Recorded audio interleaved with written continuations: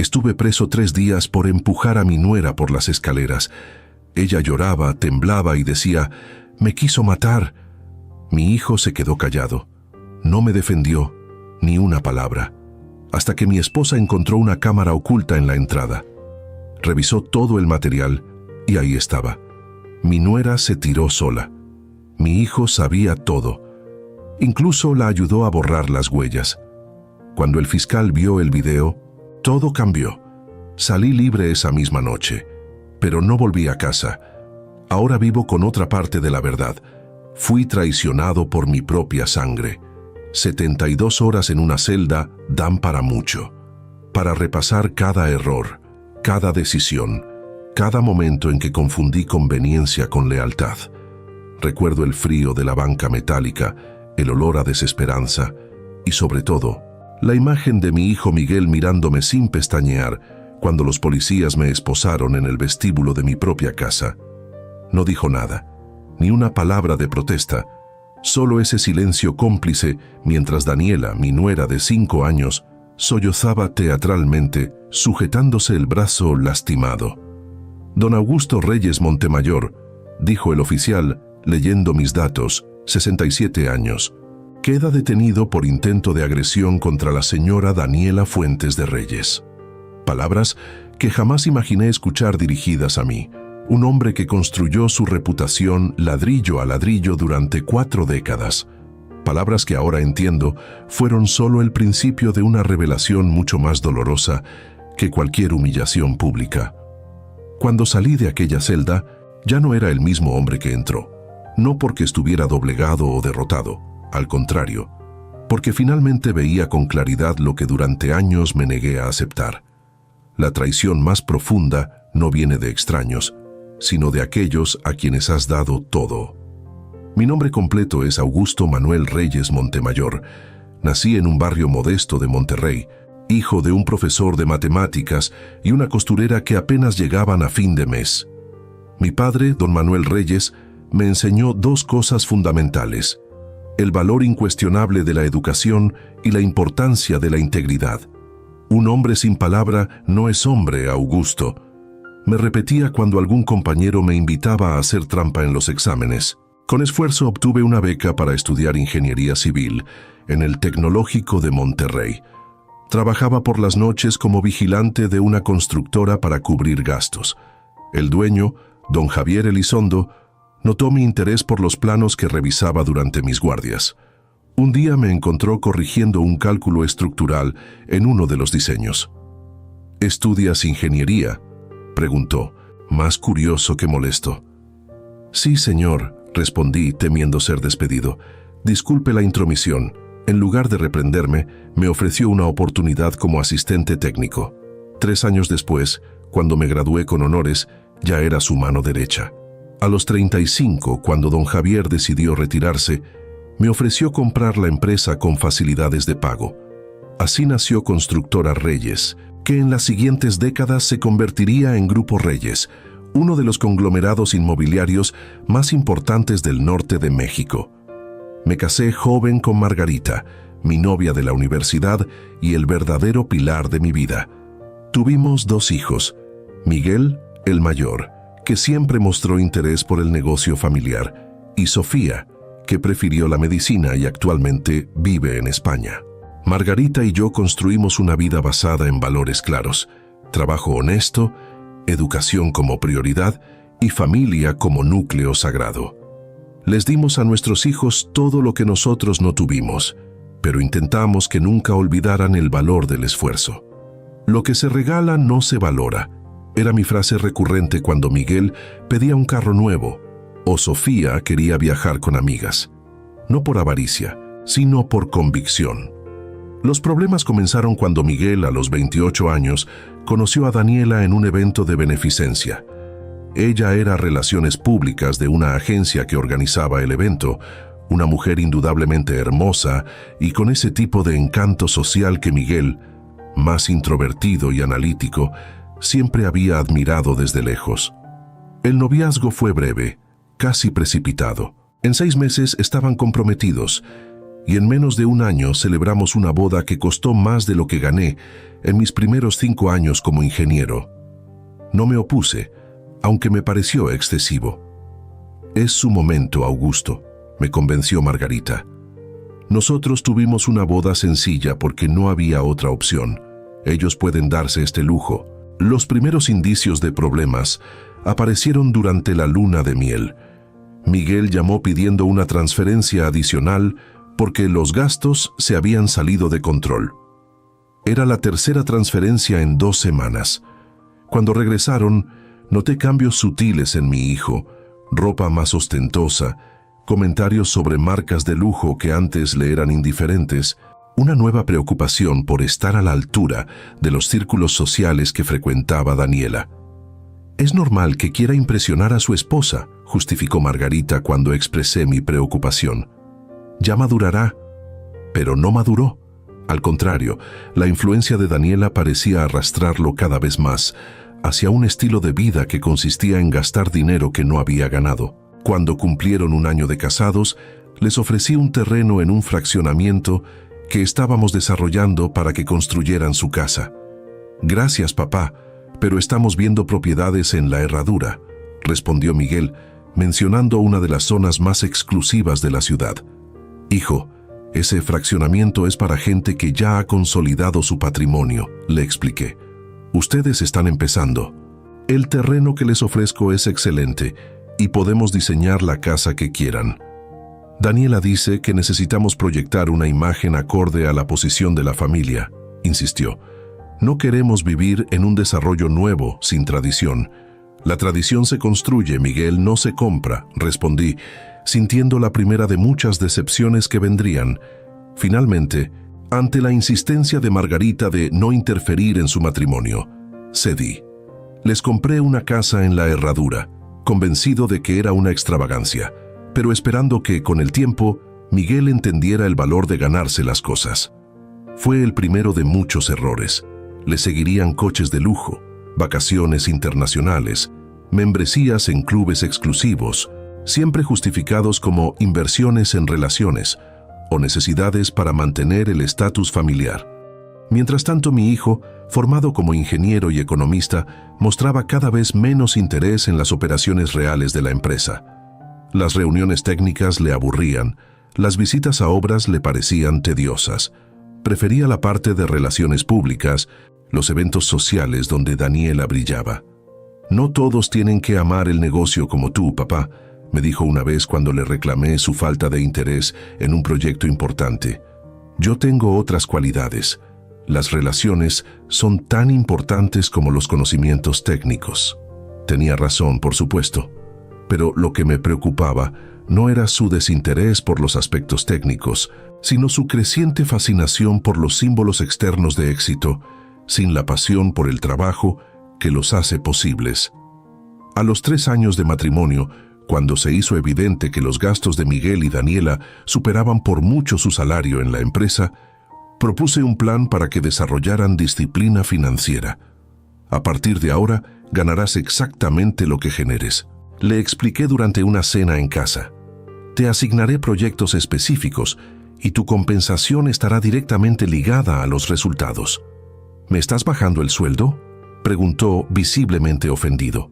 Te estoy dando la oportunidad de ganarte lo que gastas, corregí, y potencialmente de ganar mucho más si demuestras compromiso y resultados. Daniela, que hasta entonces había permanecido inusualmente silenciosa, intervino con esa sonrisa calculadora que con los años aprendí a reconocer como señal de peligro. Augusto, dijo, usando mi nombre de pila a pesar de mis repetidas sugerencias de que me llamara don Augusto o suegro. Entiendo tu preocupación, pero ¿no crees que hay cierta injusticia en cambiar las reglas ahora? Miguel es tu único hijo varón, el heredero natural del negocio familiar. Limitar sus ingresos parece contradictorio con su posición. El negocio no necesita herederos que gastan, necesita líderes que construyen, respondí, sintiendo cómo mi tolerancia hacia ella disminuía. Y no estoy limitando sus ingresos, estoy ligándolos a su desempeño, como debería ser para cualquier ejecutivo. «Papá, esto es humillante», protestó Miguel. «Soy tu hijo, no un empleado cualquiera. Precisamente porque eres mi hijo, espero más de ti, no menos», insistí. «Cualquier empleado sería despedido si mostrara tu nivel de desinterés y derrochara recursos como tú lo haces». La discusión escaló rápidamente. Daniela sugirió que mi actitud era típica de alguien con mentalidad de escasez, insinuando que mi origen humilde me impedía entender las necesidades de la alta sociedad. Miguel, en lugar de defender los valores con los que fue criado, se alineó con ella, acusándome de ser controlador y de no aceptar que los tiempos han cambiado. Margarita, intentando mediar, propuso un acuerdo intermedio que, en retrospectiva, solo postergó lo inevitable. Miguel mantendría su salario base, pero recibiría bonos trimestrales basados en su desempeño. Además, Daniela, que hasta entonces no trabajaba, se incorporaría al Departamento de Relaciones Públicas de la empresa. Así podrá canalizar su talento social hacia el beneficio del negocio familiar, argumentó mi esposa, siempre buscando la paz. Acepté, aunque con reservas. Fue otro error. Daniela, en lugar de aprovechar la oportunidad, convirtió su puesto en una plataforma para aumentar su visibilidad social. Organizaba eventos excesivamente costosos, contrataba servicios a amistades sin considerar costos comparativos y usaba recursos de la empresa para agendas personales. Cuando intenté corregir estas situaciones, el patrón se repetía: confrontación, acusaciones de ser anticuado o tacaño, y finalmente, Miguel defendiendo a su esposa y distanciándose más de los principios que alguna vez compartimos. En los siguientes 2 años, Daniela consolidó su influencia sobre Miguel y, por extensión, sobre partes significativas de la empresa. Formó alianzas con ejecutivos clave, cultivó relaciones con clientes importantes y se posicionó como la cara moderna del Grupo Reyes. Todo esto mientras la relación entre mi hijo y yo se deterioraba constantemente. Nuestras conversaciones pasaron de ser debates acalorados, pero honestos, a intercambios fríos y protocolarios. Ya no compartíamos proyectos, ya no discutíamos ideas, ya no disfrutábamos esos momentos de complicidad que habían sido el corazón de nuestra relación durante décadas. «Dale tiempo», insistía Margarita cuando expresaba mi preocupación. «Todos los matrimonios jóvenes pasan por ajustes. Eventualmente encontrarán su equilibrio». Quise creerle. Me esforcé por adaptarme, por entender que cada generación tiene valores diferentes, por aceptar que mi hijo había elegido un camino distinto al mío. Intenté ver en Daniela algo más que ambición y superficialidad. Busqué cualidades que justificaran el cambio radical en Miguel. Durante este tiempo, para mantener la paz familiar, accedí a cosas que iban contra mi mejor juicio. Aprobé presupuestos cuestionables para eventos corporativos organizados por Daniela. Acepté contratar a varios de sus amigos en posiciones bien remuneradas, pero de dudosa necesidad. Incluso financié una renovación completa de su casa cuando el estilo ya no reflejaba su evolución personal, según explicó. La situación alcanzó un punto crítico cuando, hace aproximadamente 1 año, propuse reestructurar la empresa para profesionalizarla. El plan incluía un consejo directivo independiente, políticas claras de gobernanza y evaluaciones de desempeño estandarizadas para todos los ejecutivos, incluidos los miembros de la familia. «Es el siguiente paso natural para una empresa de nuestro tamaño», expliqué durante una reunión familiar. «Nos dará mayor credibilidad institucional y asegurará la continuidad más allá de mi gestión». La reacción de Miguel y Daniela fue desproporcionada. Lo que debería haber sido una discusión estratégica se convirtió en un ataque personal. Me acusaron de intentar diluir el control familiar, de desconfiar de la siguiente generación y de no querer soltar las riendas. Lo que realmente quieres es controlarme incluso después de que te retires. Me acusó Miguel en un arrebato que me dejó atónito. No puedes aceptar que tengo mi propia visión para la empresa. Visión que nunca has articulado claramente, respondí, manteniendo la calma. Y este plan no es sobre control, es sobre sostenibilidad. Una empresa no puede depender eternamente de una sola persona o familia. Es fácil hablar de sostenibilidad cuando ya has disfrutado décadas de control absoluto. Intervino Daniela, con ese tono condescendiente que había perfeccionado. Pero ahora que es tiempo de la transición generacional, de repente quieres profesionalizar todo. La reunión terminó sin acuerdos, pero con un distanciamiento aún mayor. En los meses siguientes, noté cambios sutiles en la dinámica de la empresa. Ejecutivos que antes me consultaban directamente, ahora pasaban primero por Miguel. Información que debería llegarme inmediatamente se retrasaba o llegaba filtrada. Decisiones que tradicionalmente requerían mi aprobación se tomaban con creciente independencia. «Están preparando el terreno para tu retiro», comentó Francisco Villarreal, mi amigo y asesor legal desde los inicios de la empresa, durante una de nuestras conversaciones privadas. La pregunta es si lo están haciendo contigo o a pesar de ti. Sus palabras confirmaban mis sospechas. Miguel y Daniela no estaban interesados en una transición colaborativa. Estaban ejecutando un relevo forzado, una especie de golpe suave pero implacable. A pesar de todo, me resistí a creer lo peor de mi propio hijo. Preferí pensar que estaba siendo influenciado, que eventualmente reconocería el valor de los principios que le enseñé. Seguía viendo destellos del Miguel que había criado, en su dedicación a ciertos proyectos, en su ocasional defensa de prácticas éticas, en esos raros momentos de conexión genuina que aún compartíamos.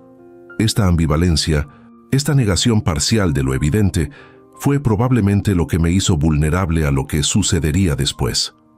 Todo ocurrió hace exactamente 2 semanas. Era un jueves por la tarde. Había llegado temprano a casa después de cancelar una reunión porque me sentía particularmente cansado. Margarita había salido a visitar a su hermana en Saltillo y no regresaría hasta el día siguiente. Miguel y Daniela, que ocasionalmente nos visitaban para cenas familiares, aparecieron sin aviso, previo alrededor de las 6 de la tarde. ¡Qué sorpresa!, comenté al abrirles la puerta. No los esperábamos hoy. Pasábamos cerca y decidimos visitarte, explicó Miguel con una sonrisa que no alcanzaba sus ojos. ¿Mamá no está? Fue a ver a tu tía Elena. Regresa mañana, respondí, notando cierta tensión en su intercambio de miradas. Pero pasen, podemos pedir algo para cenar. Entraron y se dirigieron directamente a la sala. Noté que Daniela llevaba una bolsa grande, como si hubieran planeado quedarse o traer algo. ¿Quieren tomar algo?, ofrecí mientras entraba tras ellos. Acabo de abrir un tequila añejo que me regaló Francisco. Yo sí, respondió Miguel rápidamente. Daniela está tomando unos medicamentos para una infección, así que ella pasará. Serví 2 vasos y nos sentamos. La conversación inicial fue banal. El clima, un nuevo restaurante que habían probado, comentarios sobre una serie de televisión popular. Pero percibía una tensión subyacente, como si estuvieran esperando algo o midiendo sus palabras. Después de unos 20 minutos, Daniela se excusó para ir al baño. Miguel aprovechó para cambiar el tono de la conversación. «Papá, he estado pensando mucho en nuestras discrepancias recientes», comenzó, con una seriedad inusual. «Creo que tienes razón en muchas cosas. La profesionalización, los controles financieros más estrictos. Lo he estado considerando seriamente». Su repentino cambio de postura me sorprendió, pero me dio esperanzas. Quizás finalmente estaba madurando, reconsiderando sus prioridades. «Me alegra escuchar eso, hijo», respondí, genuinamente complacido. «Siempre he creído que eres capaz de grandes cosas. Solo necesitas enfocarte en lo sustancial, no en las apariencias». «Lo sé», asintió, mirando brevemente hacia el pasillo por donde había desaparecido Daniela. «He cometido errores, dejándome llevar por influencias que no siempre han sido las mejores para mí o para la empresa». Esta admisión, tan alineada con mis propias preocupaciones, parecía demasiado perfecta, pero quise creerle. Necesitaba creerle. «Nunca es tarde para corregir el rumbo», le aseguré, colocando una mano sobre su hombro. «Estoy aquí para apoyarte». «Gracias, papá», respondió, y por un momento vi a mi verdadero hijo en sus ojos, no al extraño en que se había convertido en los últimos años. Entonces escuchamos un estruendo fuerte desde el vestíbulo seguido por un grito agudo. Nos levantamos de inmediato y corrimos hacia la entrada. Allí estaba Daniela, al pie de las escaleras que conducían al segundo piso, aparentemente caída y sujetándose el brazo con expresión de dolor. «¡Miguel, ayúdame!», exclamó al vernos. «¡Tu padre me empujó!».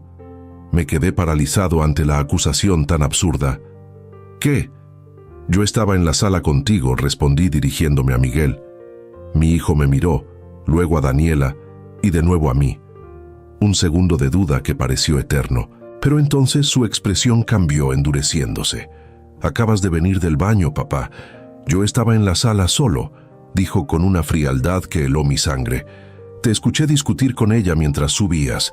¿De qué hablas? Estuve contigo todo el tiempo. Estábamos conversando sobre la empresa». Pero Daniela ya estaba llorando histéricamente, acusándome entre sollozos de haberla seguido arriba, de haber discutido con ella sobre su mala influencia en Miguel y finalmente de haberla empujado por las escaleras en un arrebato de ira. Solo quería usar el baño de arriba porque el de abajo estaba sucio. Gritaba, su maquillaje corriendo dramáticamente por sus mejillas, y me atacaste como un loco. La situación era tan surrealista que me costaba procesarla. Estaba presenciando una mentira elaborada, ejecutada con una convicción que solo podía venir de la práctica o de una patología profunda. «Miguel, esto es absurdo», apelé a mi hijo, buscando en sus ojos algún destello de duda, de reconocimiento de la verdad. «Sabes perfectamente que estuve contigo. Estábamos hablando, tomando tequila. ¿Cómo podría haber estado en dos lugares a la vez?». Pero él había tomado su decisión. Con una frialdad calculada que nunca olvidaré, sacó su teléfono y llamó a emergencias. «Necesitamos una ambulancia y policía», dijo con voz firme. «Mi esposa ha sido agredida». «Sí, sabemos quién fue. Mi padre». «Estamos en su casa». Mientras informaba la dirección no podía creer lo que estaba presenciando. Mi propio hijo, sangre de mi sangre, estaba fabricando una acusación que podría destruir no solo mi libertad, sino mi reputación, mi legado, todo lo que había construido durante décadas de trabajo honesto. «¿Por qué están haciendo esto?», pregunté, sintiendo una mezcla de incredulidad y horror. «¿Qué pretenden ganar?». Miguel me miró con una expresión vacía que nunca olvidaré. «Es lo mejor para todos, papá. Eventualmente lo entenderás». Cuando llegaron la ambulancia y la policía, la escena estaba perfectamente montada. Daniela, la víctima temblorosa que apenas podía hablar por el trauma. Miguel, el hijo preocupado dividido entre el deber hacia su esposa y la lealtad filial. Y yo, el supuesto agresor, atónito ante la magnitud de la mentira que se desplegaba a mi alrededor. Los paramédicos atendieron a Daniela, diagnosticando una posible fractura en el brazo y contusiones consistentes con una caída. Los oficiales tomaron declaraciones, primero de ella, luego de Miguel, finalmente mía. Mis protestas de inocencia sonaban huecas frente a dos testimonios consistentes. «Don Augusto Reyes Montemayor», dijo finalmente el oficial a cargo, «queda detenido por presunta agresión física contra la señora Daniela Fuentes de Reyes». Mientras me colocaban las esposas, busqué una última vez la mirada de mi hijo, algún indicio de remordimiento, de duda, de humanidad. No encontré nada, solo esa determinación fría de quien ha calculado cuidadosamente cada paso y está ejecutando un plan largamente premeditado. «Miguel», dije en un último intento, «piensa en lo que estás haciendo, en quién te estás convirtiendo». No respondió, solo observó en silencio cómo me llevaban esposado hacia la patrulla que me conduciría a una celda donde pasaría los siguientes 3 días, acusado de un crimen que no solo no cometí, sino que había sido cuidadosamente fabricado por mi propia familia. Lo que no sabían, lo que no podían imaginar mientras ejecutaban su plan, era que en esa casa que yo había construido, en ese hogar que creían conocer perfectamente, existían protecciones que había instalado precisamente porque, en algún nivel, había empezado a reconocer la amenaza que representaban. Y esas protecciones, invisible para ellos pero implacables en su objetividad, serían las que finalmente revelarían la verdad, y expondrían la profundidad de su traición. Las 72 horas que pasé en detención fueron las más largas de mi vida. Me asignaron una celda individual debido a mi edad y a la intercesión de Francisco, quien apareció en la comisaría apenas una hora después de mi detención. «Esto es absurdo, Augusto», dijo después de hablar con los oficiales y revisar los cargos preliminares. «No tiene sentido. ¿Por qué harían algo así?» «Control», respondí simplemente. «Control de la empresa, de mi patrimonio, de mi legado. Pero hay formas más convencionales de lograr eso. Una acusación criminal es extrema, arriesgada. No si está cuidadosamente planificada», reflexioné. «Piénsalo. Un incidente doméstico, una acusación de agresión, potencialmente una orden de restricción. El escándalo sería suficiente para forzar mi retiro inmediato. Miguel tomaría el control como solución temporal que se volvería permanente. Es el plan perfecto. Excepto por un detalle», señaló Francisco. «No eres culpable». «¿Y eso importa?», pregunté con amargura. «Es mi palabra contra la de ellos dos. Un hombre mayor, potencialmente inestable, contra una joven víctima y su esposo desgarrado por el conflicto». Francisco me miró con determinación. «Importa porque la verdad siempre encuentra su camino, Augusto. Y porque no estás solo en esto». Me explicó que ya había contactado a Margarita, quien estaba regresando inmediatamente de Saltillo. También había movilizado a nuestro equipo legal completo y estaba solicitando acceso a cualquier evidencia que la policía hubiera recogido en la casa. Durante los siguientes 2 días, mientras permanecía en esa celda austera repasando cada momento, cada señal que debía haber reconocido, Francisco me mantenía informado sobre los desarrollos externos. Daniela había sido tratada por una fractura menor y dada de alta el mismo día. Ya habían solicitado formalmente una orden de restricción contra mí.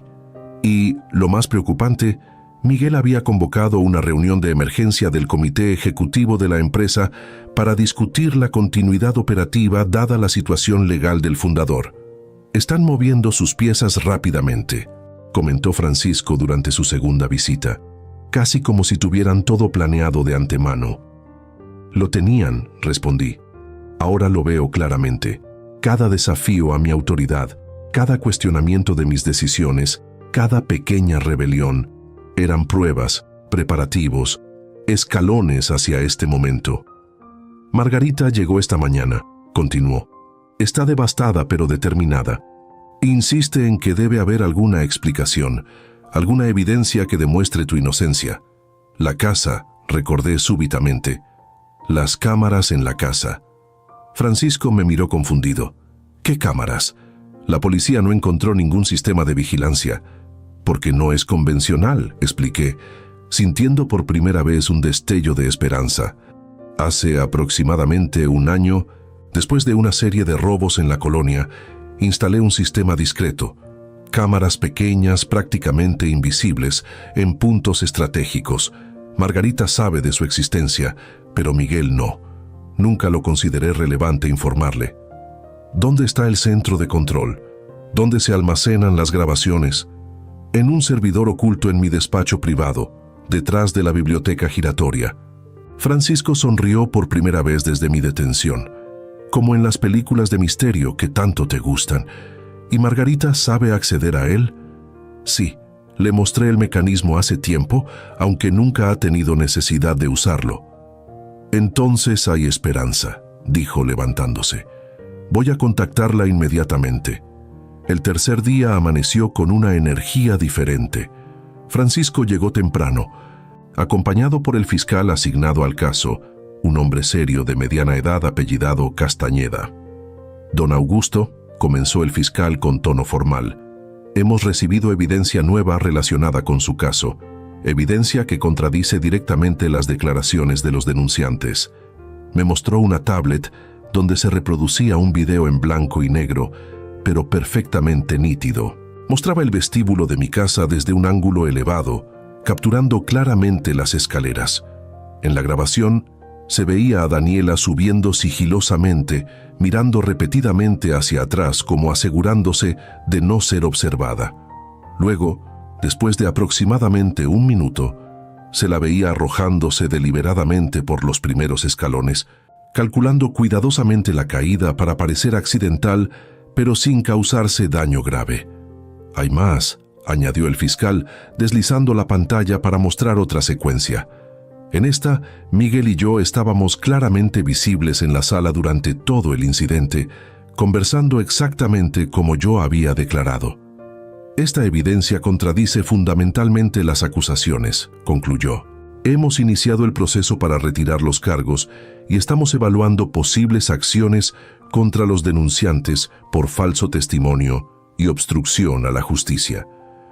Me sentí abrumado por una mezcla de alivio, vindicación y, paradójicamente, un dolor aún más profundo. La evidencia confirmaba mi inocencia, pero también confirmaba la traición calculada, la conspiración deliberada de mi propio hijo para destruirme. «¿Cuándo podré salir?», pregunté, mi voz más firme de lo que esperaba. «Estamos procesando su liberación inmediata», respondió el fiscal. «Debería estar libre en las próximas horas». Francisco me puso al día mientras esperábamos los trámites finales. Margarita había encontrado las cámaras y accedido al servidor exactamente como le indiqué. Al revisar las grabaciones, descubrió no solo el incidente fabricado, sino una serie de visitas previas de Miguel y Daniela a la casa, cuando supuestamente no había nadie, registrando detalladamente la distribución, probablemente planificando su estrategia. «También encontró algo más», añadió Francisco, su expresión tornándose más grave. «Conversaciones telefónicas que Miguel tuvo en el despacho, aparentemente creyéndose solo. Conversaciones con abogados sobre incapacitación legal, control de activos en caso de detención prolongada, incluso consultas sobre cómo acelerar procesos sucesorios en casos de inhabilitación por causas criminales». La magnitud de la conspiración me golpeó con una claridad devastadora. No era solo una acusación falsa para forzar mi retiro. Era un plan para destruirme completamente, para tomar control absoluto de todo lo que había construido, posiblemente incluso para mantenerme permanentemente alejado de mis propios recursos y de la empresa que había creado desde cero. «¿Dónde está Margarita ahora?», pregunté. «En casa de su hermana. Después de entregar las evidencias, no quiso regresar a la casa donde todo ocurrió. Está esperando tu liberación». Cuando finalmente salí, ya entrada la noche, Margarita me esperaba en el auto de Francisco. Corrió hacia mí en cuanto me vio, abrazándome con una fuerza que no creía posible en su figura menuda. «Augusto, lo siento tanto», sollozó contra mi pecho. «Nunca imaginé, nunca pensé que nuestro propio hijo». La abracé, sintiendo su dolor mezclarse con el mío. «No es tu culpa, Margarita. Ninguno quiso ver lo que estaba frente a nosotros». «¿Qué haremos ahora?», preguntó, mirándome con esa confianza absoluta que siempre había tenido en mis decisiones, incluso en los momentos más difíciles. «Ahora», respondí con una calma que surgía no de la paz, sino de la claridad absoluta. «Vamos a proteger lo que construimos, y luego vamos a reconstruirnos lejos de la traición». Mientras nos dirigíamos al hotel donde pasaríamos esa noche, una certeza se solidificaba en mi mente. No volvería a la casa que había compartido con mi familia. No regresaría a los espacios contaminados por la traición. A mis 67 años, enfrentaba la necesidad de un nuevo comienzo. No por elección, sino por supervivencia. Fui arrestado por un crimen que no cometí. El video reveló la traición de mi nuera y mi hijo. Pero la verdadera revelación fue más profunda. Comprendí que a veces la sangre compartida no garantiza lealtad y que la familia verdadera se define no por la genética, sino por la integridad de las acciones cuando nadie está mirando. Y con esa comprensión dolorosa pero liberadora, me preparé para lo que vendría. La reconstrucción deliberada de un legado que ahora entendía debía protegerse no solo de enemigos externos, sino de las traiciones más íntimas, aquellas que vienen envueltas en sonrisas familiares y en lazos que creemos inquebrantables. La habitación del Hotel Grand Kempinski, con sus muebles elegantes y su vista privilegiada de la ciudad, se convirtió en nuestro refugio temporal. Margarita dormía finalmente, agotada por días de angustia y revelaciones devastadoras. Yo permanecía despierto, contemplando las luces de Monterrey desde el ventanal, esa ciudad que había sido testigo de mi ascenso y ahora presenciaba la traición más íntima que jamás imaginé enfrentar. A las 5 de la madrugada, cuando el cielo comenzaba a clarear, tomé una decisión. No sería una víctima paralizada por el dolor, sería un estratega impulsado por la claridad que solo la traición puede otorgar. Llamé a Francisco antes de que amaneciera completamente. «Necesito que organices una reunión urgente», le dije sin preámbulos. «Tú, Javier Montemayor del Departamento Legal, Raúl Elizondo de Finanzas y Eduardo Fuentes de Operaciones. Nadie más. En tu despacho, no en las oficinas de la empresa. ¿A qué hora? 8 de la mañana. Y Francisco, asegúrate de que nadie más sepa de esta reunión. Absolutamente nadie». «Entendido. ¿Puedo preguntar qué estás planeando?» «Contención y reestructuración», respondí. «No voy a perder lo que construí durante 40 años por la ambición desmedida de quienes confundieron mi confianza con debilidad». A las 8 en punto, los 4 hombres que había convocado me esperaban en la sala de conferencias privada del bufete de Francisco. Todos llevaban décadas trabajando conmigo. Todos habían sido testigos de la construcción del Grupo Reyes, y todos me debían lealtad no por lazos familiares, sino por años de respeto mutuo y visión compartida. «Caballeros», comencé. «Los he convocado porque enfrentamos una situación crítica que requiere acción inmediata y absoluta discreción». Durante la siguiente hora, les expliqué detalladamente lo ocurrido, la acusación fabricada, los 3 días en detención, las evidencias reveladas por las cámaras ocultas y, lo más importante, el plan aparentemente orquestado por Miguel y Daniela para tomar control de la empresa a través de mi inhabilitación legal. Sus rostros reflejaban incredulidad inicial, luego indignación, finalmente determinación. «¿Qué necesitas que hagamos?», preguntó Raúl, el director financiero, que había estado conmigo desde que la empresa era apenas una oficina modesta con 3 empleados. «Primero, contención», respondí. «Miguel ya convocó una reunión del comité ejecutivo argumentando mi situación legal. Esa reunión debe ser cancelada inmediatamente. Me encargaré personalmente», aseguró Eduardo. «Citaré protocolos de gobernanza que requieren tu presencia o autorización explícita para ese tipo de sesiones extraordinarias. Segundo, necesitamos asegurar todos los activos críticos de la empresa. Raúl, quiero que revises y, si es necesario, congeles accesos a cuentas corporativas, líneas de crédito y cualquier mecanismo que permita movimientos financieros significativos». «Considéralo hecho», asintió Raúl. «¿Qué nivel de restricción implemento para Miguel?»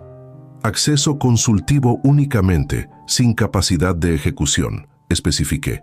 «Que pueda ver, pero no tocar». «Augusto», intervino Javier, el asesor legal, «debemos considerar también acciones legales por la falsa acusación. Tenemos evidencia suficiente para un caso sólido de difamación, falso testimonio y potencialmente conspiración. Lo consideraremos en su momento», respondí. «Por ahora nuestra prioridad es proteger la empresa. Las repercusiones personales pueden esperar». «¿Y qué hay de la reestructuración que mencionaste?», preguntó Francisco. «Ese es el tercer paso, el más importante», expliqué, desplegando una carpeta con documentos que había preparado durante la noche. «Vamos a implementar inmediatamente el plan de profesionalización que propuse hace meses, con algunas modificaciones significativas. Les presenté el nuevo esquema. Un consejo directivo independiente con mayoría de miembros externos, un fideicomiso que controlaría el 60% de las acciones del Grupo Reyes, con condiciones estrictas de gobernanza, y una redistribución de responsabilidades ejecutivas que esencialmente diluía el poder de Miguel sin removerlo completamente. Este plan, continué, asegurará que ningún individuo, ni siquiera yo mismo, pueda tomar decisiones unilaterales que comprometan la integridad o sostenibilidad de la empresa. Protegerá el legado que todos hemos ayudado a construir, independientemente de dramas familiares o ambiciones personales. «Es brillante», comentó Eduardo después de revisar los documentos. «Establece controles y contrapesos que harían prácticamente imposible un intento de toma de control como el que aparentemente planeaban». «¿Cuánto tiempo necesitamos para implementarlos?», preguntó Javier. «Con tu equipo legal trabajando a tiempo completo, estimaría 3 días para la estructura básica, quizás 2 semanas para la implementación completa», respondí. «Pero necesitamos que la estructura central esté funcionando antes de que Miguel pueda reorganizarse y planear su siguiente movimiento». «Trabajaremos día y noche si es necesario», aseguró Javier. «Esta empresa significa tanto para nosotros como para ti, Augusto. No permitiremos que sea secuestrada por ambiciones desmedidas». La reunión continuó por 2 horas más, refinando detalles, anticipando posibles obstáculos, estableciendo líneas claras de acción. Cuando finalmente terminamos, sentí algo que no había experimentado desde que vi a mi hijo llamar a la policía para acusarme falsamente. Control sobre mi destino. Mientras los demás recogían sus documentos, Francisco se acercó discretamente. «Hay otro asunto que debemos discutir», dijo en voz baja. «La situación personal. Tu casa, tus pertenencias». «No regresaré a esa casa», respondí con firmeza. «Nunca más. Entiendo el sentimiento, pero hay cuestiones prácticas. Documentos importantes, objetos personales, recuerdos familiares». Tenía razón. Por supuesto. A pesar del dolor, había aspectos logísticos que no podía ignorar. «Margarita puede encargarse de eso», decidí. «Con apoyo adecuado y cuando esté lista. Por ahora, extenderemos nuestra estancia en el hotel». «¿Y Miguel? Eventualmente tendrás que enfrentarlo profesionalmente, si no personalmente». La pregunta me hizo considerar algo que había estado evitando: el inevitable encuentro con mi hijo después de su traición.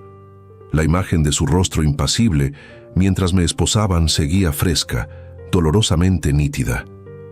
«Lo enfrentaré», confirmé, «pero en mis términos, no en los suyos.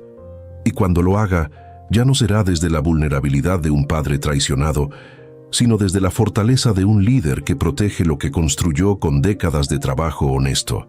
Regresé al hotel encontrando a Margarita despierta, revisando su teléfono con expresión preocupada. «Miguel ha llamado 5 veces», informó. «También envió mensajes preguntando por ti, por tu liberación. Actúa como si estuviera genuinamente preocupado». «Es parte de su estrategia», respondí, sintiendo una punzada de dolor al reconocer la calculada duplicidad.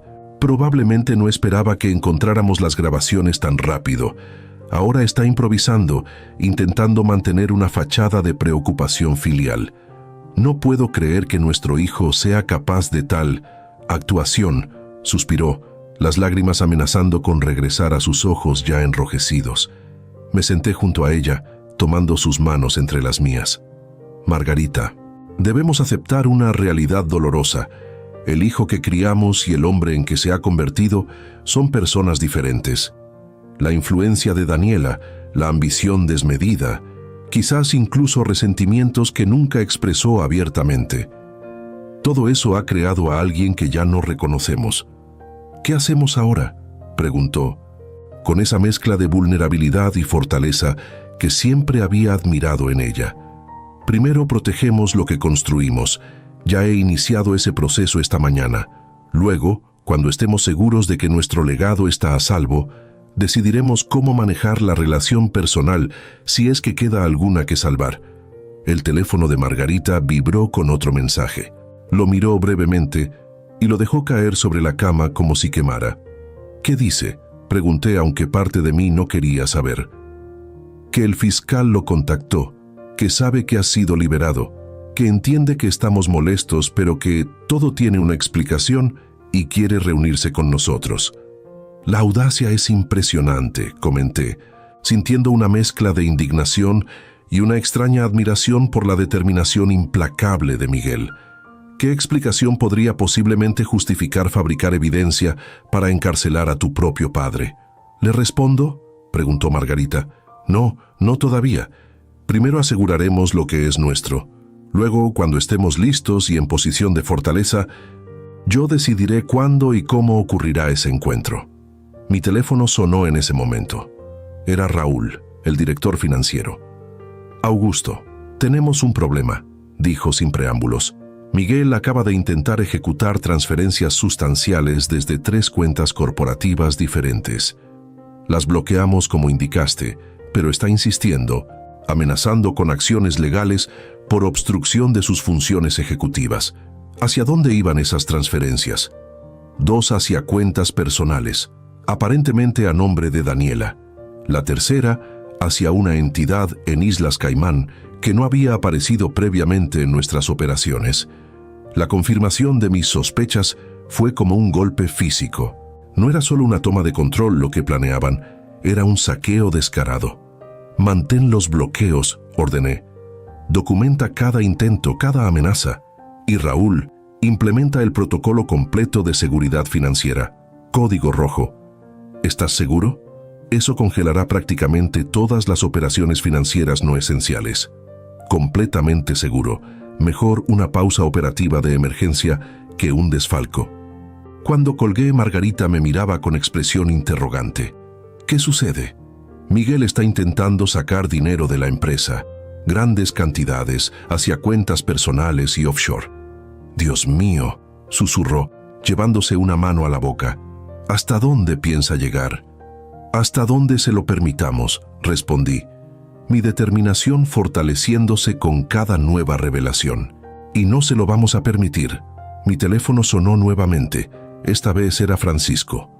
Miguel está aquí, informó tensamente. En mi despacho. Exige verte. Dice que tiene evidencia de tu inestabilidad mental y que solo quiere proteger el legado familiar. Sentí una calma extraña, casi sobrenatural. El momento que había anticipado llegaba antes de lo esperado, pero me encontraba preparado. Dile que estaré allí en 20 minutos, respondí. ¿Estás seguro? No tienes que enfrentarlo todavía. Al contrario, contradije. Este es exactamente el momento adecuado. Cuando aún cree tener ventaja, cuando su arrogancia está en su punto máximo, antes de que descubra que sus planes ya han sido neutralizados. Después de colgar, me volví hacia Margarita, quien me observaba con una mezcla de preocupación y orgullo. Voy a encontrarme con Miguel, expliqué. Es hora de que entienda exactamente a quién intentó derrocar. Voy contigo, declaró, poniéndose de pie con determinación. No, Margarita, este primer encuentro debe ser entre él y yo, como hombres, como profesionales, como lo que queda de padre e hijo. Asintió lentamente, comprendiendo. Ten cuidado, Augusto. La desesperación puede hacer a las personas impredecibles. Lo sé, pero recuerda que no soy yo quien está desesperado. Me acerqué y besé suavemente su frente. Soy yo quien tiene la verdad, la evidencia y 4 décadas de experiencia enfrentando adversidades. Mientras me preparaba para salir, mirándome en el espejo del baño, reconocí a un hombre transformado. Los 3 días de detención habían dejado marcas físicas sutiles. Ojos ligeramente hundidos, barba incipiente que normalmente nunca permitiría, un aura general de fatiga. Pero había algo más, algo en la mirada, en la postura. Una claridad implacable que solo surge cuando todas las ilusiones han sido despojadas, cuando ya no queda nada que perder, excepto lo que decides conscientemente proteger. Enfrentaré a mi hijo, pensé mientras ajustaba mi corbata, pero no como el padre herido que esperaba reconectar con el niño que crió, sino como el hombre que soy, enfrentando a otro hombre que ha elegido conscientemente convertirse en mi adversario. Con esa resolución firme, salí hacia lo que sabía sería uno de los encuentros más difíciles de mi vida, la confrontación con la traición personificada, con la ruptura de un vínculo que creí sagrado e inquebrantable, con la realidad de que a veces la mayor amenaza a lo que construimos no viene de extraños, sino de aquellos en quienes más confiamos. El despacho de Francisco siempre me pareció un espacio elegante pero sobrio, reflejo de su personalidad, eficiente, discreto, confiable. Ahora, con Miguel de pie junto al ventanal, se había transformado en un campo de batalla, un espacio donde dos visiones irreconciliables del legado Reyes estaban a punto de colisionar. «Papá», dijo al verme entrar, con esa sonrisa ensayada que ahora reconocía claramente como falsa, «me alegra verte libre. Ha sido todo un malentendido terrible». Lo observé detenidamente, buscando en su rostro algún vestigio del niño que había llevado sobre mis hombros, del adolescente que discutía conmigo sobre fútbol, del joven universitario orgulloso de su primer proyecto profesional. No encontré nada familiar, solo un extraño con mis facciones calculando su próximo movimiento. «Siéntate, Miguel», indiqué, manteniendo mi tono perfectamente controlado. «Tenemos mucho que discutir». «Por supuesto», respondió, tomando asiento frente al escritorio de Francisco, quien permaneció de pie junto a la puerta como testigo silencioso.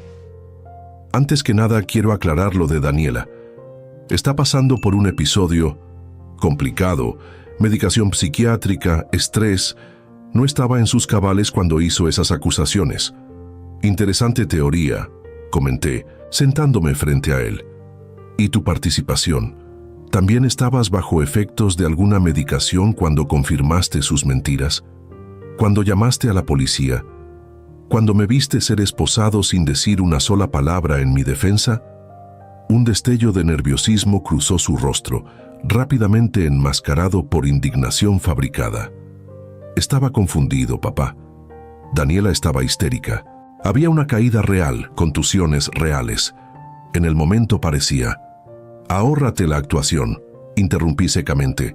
«Tenemos las grabaciones completas, no solo del incidente, sino de tus visitas previas a la casa, de tus llamadas discutiendo incapacitación legal y control de activos, de Daniela practicando su caída, de ustedes planeando meticulosamente cada detalle». El color abandonó su rostro. La fachada de preocupación filial se desmoronó, revelando brevemente pánico genuino antes de ser reemplazado por una frialdad calculadora que me resultaba irreconocible en el hijo que había criado. «¿Y qué piensas hacer?», preguntó abandonando finalmente la charada. «¿Denunciarnos? ¿Llevar a tu propio hijo a juicio? ¿Exponer a toda la familia al escrutinio público? ¿Arriesgando la reputación de la empresa?».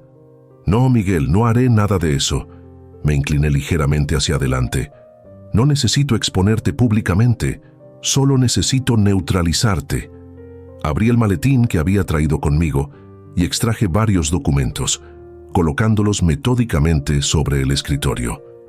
«Este es el nuevo organigrama del Grupo Reyes, efectivo desde esta mañana. Notarás que tu posición ha sido recalibrada.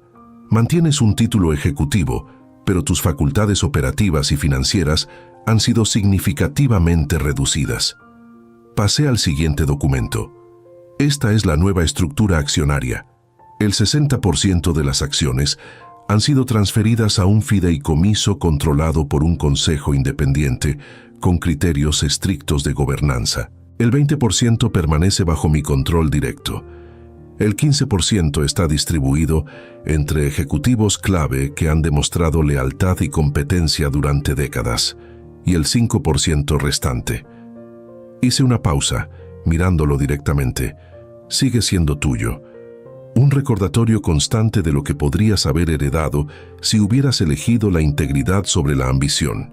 Miguel revisó los documentos con incredulidad creciente, pasando páginas frenéticamente, buscando alguna laguna, algún error, alguna posibilidad de impugnación.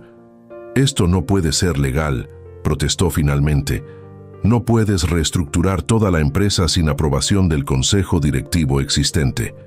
El consejo que mencionas me otorgó esos poderes específicos hace años, como reconocimiento a mi papel como fundador. Poderes que nunca había ejercido, hasta ahora». Francisco, silencioso hasta ese momento, intervino profesionalmente. «Todos los documentos han sido debidamente registrados y validados. Son completamente legales e inapelables». Miguel nos miró alternadamente, la realidad de su derrota finalmente asentándose. «¿Y Daniela?». «Sus acusaciones. El fiscal ya tiene las grabaciones completas. Dependerá de él determinar si procede por falso testimonio. Personalmente, no impulsaré cargos criminales». no por compasión hacia ustedes, sino para proteger el nombre Reyes de un escándalo público innecesario. Entonces, ¿qué sigue?, preguntó su voz desprovista de la confianza arrogante que había mostrado inicialmente. Para la empresa, una nueva era de gobernanza profesional, transparente y meritocrática. Para ti, depende enteramente de tus próximas decisiones. Me levanté sintiendo el peso de este momento histórico, esta bifurcación definitiva en el camino que había recorrido con mi hijo. Tienes dos opciones, Miguel. La primera, aceptar tu nueva posición, demostrar con trabajo honesto que mereces recuperar gradualmente confianza y responsabilidades. La segunda, renunciar completamente, llevarte tu 5% como liquidación final y construir tu propio camino lejos del apellido Reyes. ¿Y si elijo una tercera opción?, desafió. Un último destello de la obstinación que siempre había sido tanto su fortaleza como su debilidad. ¿Si peleo legalmente? ¿Si llevo esto a los tribunales? Entonces respondí con absoluta calma: las grabaciones completas, cada detalle de su conspiración, se harán públicas como evidencia necesaria en el proceso. Tu reputación, la de Daniela, quedará irrevocablemente destruida. Y el resultado legal será exactamente el mismo que te estoy ofreciendo ahora. Excepto que habrás perdido también tu dignidad y cualquier posibilidad de redención profesional. Un silencio denso llenó el despacho mientras Miguel procesaba la magnitud de su derrota. No era solo un plan frustrado, era el colapso completo de una visión distorsionada del éxito, construida sobre arena movediza de ambición sin ética. Necesito tiempo para pensarlo, dijo finalmente. Tienes 48 horas, concedí. Después de eso, implementaremos completamente la opción que nos parezca más adecuada para proteger la empresa. Me dirigí hacia la puerta, pero me detuve antes de salir, volviéndome una última vez hacia el hombre que alguna vez fue mi mayor orgullo. Una última cosa, Miguel. Independientemente de tu decisión profesional, hay una realidad personal que debes entender claramente. La confianza, una vez destruida tan fundamentalmente como tú lo has hecho, no se recupera con disculpas o promesas. Se recupera, si acaso, con años de acciones consistentes que demuestren un cambio genuino. ¿Estás diciendo que nunca me perdonarás?, preguntó, y por primera vez detecté un atisbo de emoción auténtica en su voz. Estoy diciendo que el perdón y la confianza son cosas diferentes. Puedo perdonarte como ejercicio espiritual personal, pero confiar en ti nuevamente, eso deberías ganártelo, no esperarlo, y ciertamente no exigirlo. Salí sin esperar respuesta, sintiendo una extraña mezcla de dolor y liberación.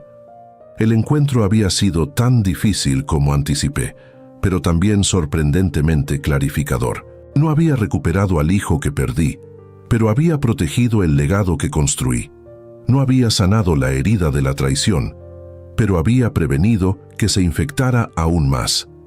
Mientras caminaba hacia el auto donde Margarita me esperaba, reflexioné sobre la naturaleza paradójica de esta victoria amarga.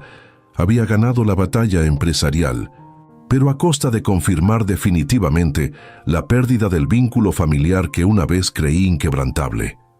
El respeto, pensé, mientras el sol de mediodía iluminaba las calles de Monterrey, no se hereda junto con el apellido o el patrimonio. Se gana con integridad, se mantiene con consistencia y una vez perdido, revela la verdadera naturaleza de quienes nos rodean y de nosotros mismos. Los 6 meses siguientes transcurrieron con una intensidad que solo las grandes transformaciones personales pueden generar. El Grupo Reyes, bajo su nueva estructura de gobernanza, no solo sobrevivió a la crisis de liderazgo, sino que prosperó con una vitalidad renovada. El Consejo Independiente, librado de tensiones familiares, tomaba decisiones más ágiles y estratégicas. Los ejecutivos leales, ahora accionistas minoritarios, mostraban un compromiso redoblado. Y yo, liberado de las dinámicas tóxicas que habían enturbiado mi visión durante años, redescubrí el placer puro de construir con propósito claro. Miguel, contra muchos pronósticos, Eligió la primera opción que le ofrecí. Aceptó su posición redefinida, con poderes limitados y supervisión constante. Sus motivos permanecían ambiguos, al menos para mí. Quizás fue pragmatismo puro, reconociendo que el 5% garantizado era mejor que un futuro incierto. Quizás fue orgullo, negándose a admitir una derrota total. O quizás, en algún rincón no totalmente corrompido de su ser, existía un genuino deseo de redención. Daniela, por su parte, desapareció discretamente del panorama empresarial. Las versiones sobre su paradero variaban. Algunos decían que había regresado con sus padres a Guadalajara, otros que se había instalado en Miami buscando reinventarse. Cualquiera que fuese la verdad, su salida del Grupo Reyes fue completa y definitiva, sellada por un acuerdo de confidencialidad que Francisco negoció hábilmente. Margarita y yo nunca regresamos a la casa donde ocurrió la traición.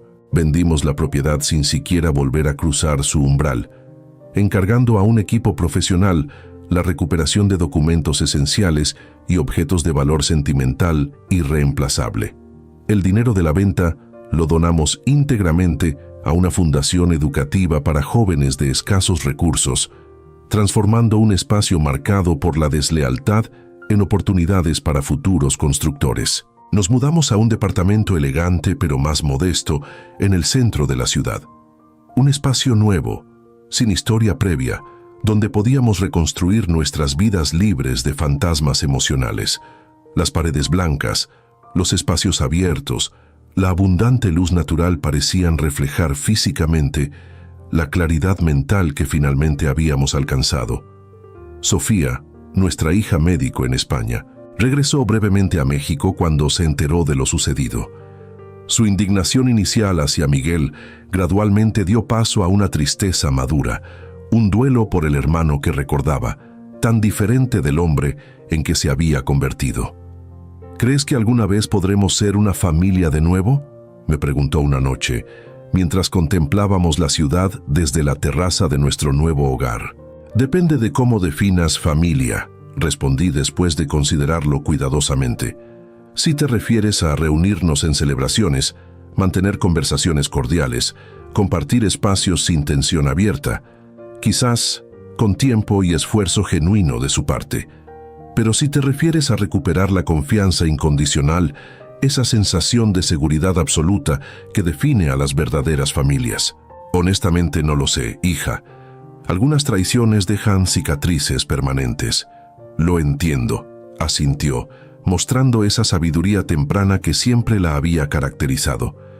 Pero me duele, por él, por ti, por todos nosotros. A mí también, admití, permitiéndome finalmente expresar la vulnerabilidad que había contenido durante la crisis. Me duele porque sigo amándolo, a pesar de todo. Y quizás ese sea el verdadero desafío. Amar a alguien sin excusar sus acciones, extrañar a alguien sin negar su traición. En el plano profesional, implementé cambios que llevaba años contemplando, pero que siempre había postergado por consideraciones familiares. Establecimos un programa de mentorías para jóvenes ingenieros de comunidades marginadas. Lanzamos una división de vivienda social con modelos innovadores de financiamiento.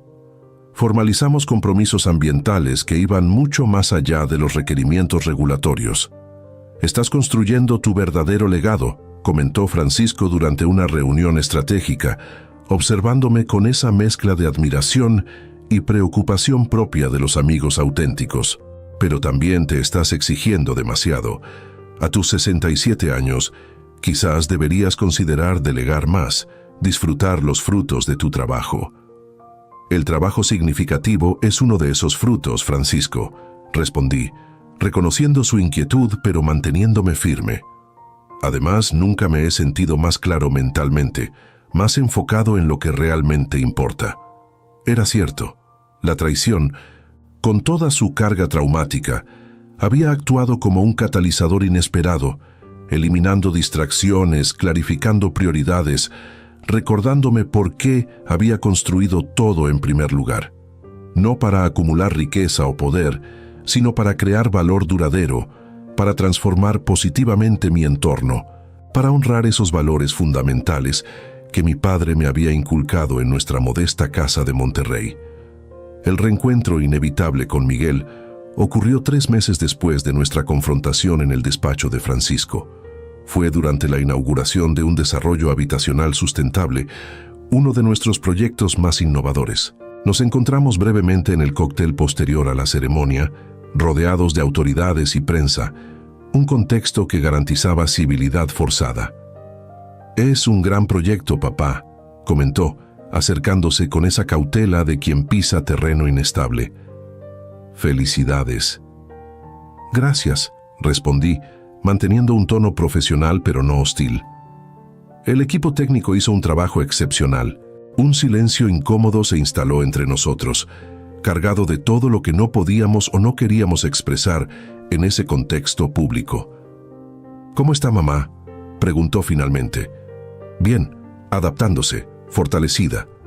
Asintió, buscando visiblemente cómo continuar esta conversación artificial que apenas disimulaba el abismo entre nosotros. «He estado pensando mucho», dijo finalmente, bajando la voz, «sobre todo lo ocurrido, sobre mis decisiones, sobre quién soy realmente y quién quiero ser». Lo observé atentamente, buscando signos de manipulación, de cálculo, de esa falsedad que había llegado a asociar con sus palabras. No encontré ninguno, lo que no significaba necesariamente que no estuvieran ahí, solo que ya no confiaba en mi capacidad para detectarlos. «El pensamiento honesto es siempre el primer paso», respondí neutralmente. «Las acciones consistentes son los siguientes». «Lo sé», asintió, «y estoy intentando demostrar con hechos mi trabajo en el Departamento de Responsabilidad Social, el proyecto con las comunidades rurales. He recibido buenos reportes», confirmé, reconociendo su esfuerzo profesional sin extender validación emocional prematura. «Continúa así». Nos separamos poco después, cada uno regresando a sus respectivos círculos, a sus vidas ahora claramente demarcadas. No fue una reconciliación, ni siquiera un acercamiento genuino. Fue simplemente un reconocimiento mutuo de la nueva realidad. 2 hombres conectados por sangre y apellido, trabajando bajo la misma estructura corporativa, pero separados por un cañón de confianza quebrantada que quizás nunca podría cruzarse completamente. Esa noche, de regreso en nuestro departamento, Margarita notó mi introspección. «¿Fue difícil verlo?», preguntó sirviéndome una taza de ese té de hierbas que había adoptado recientemente, reemplazando el whisky que durante tanto tiempo había sido mi refugio vespertino. «Diferente», respondí tras considerarlo.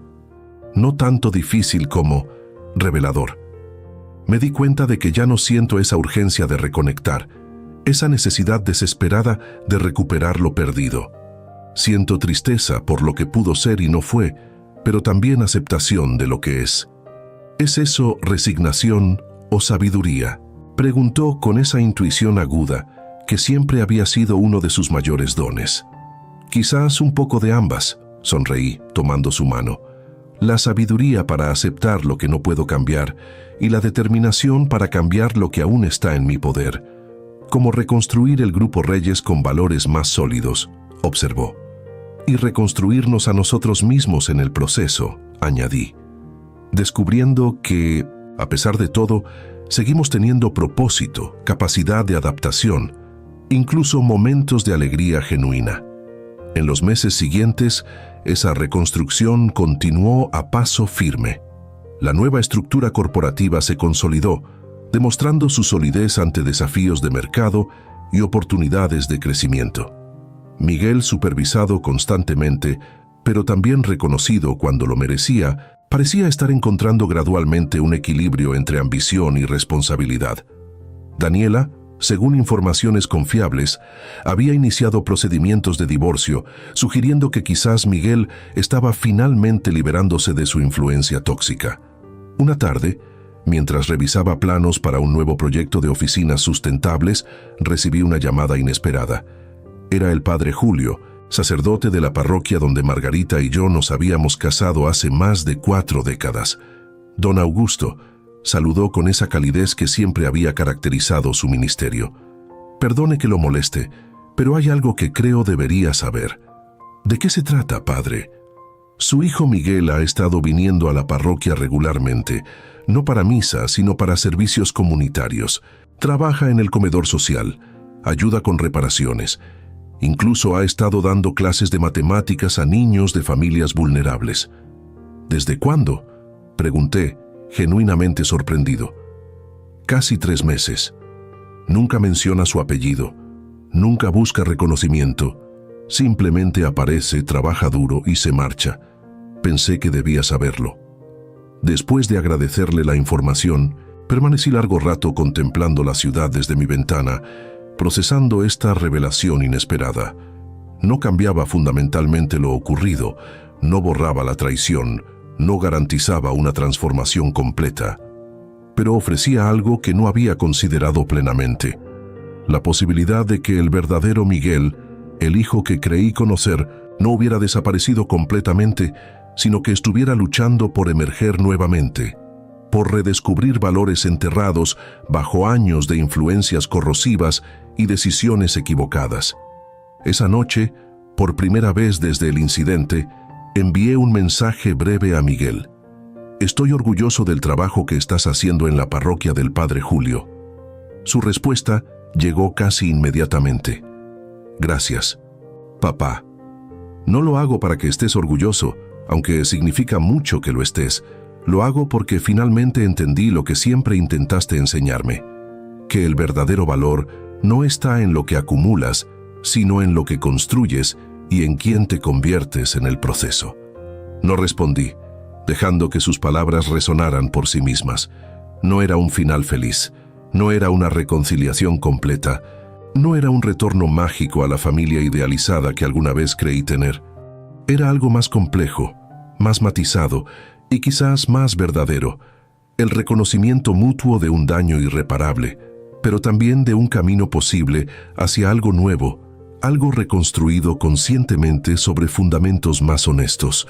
Fui arrestado por un crimen que no cometí.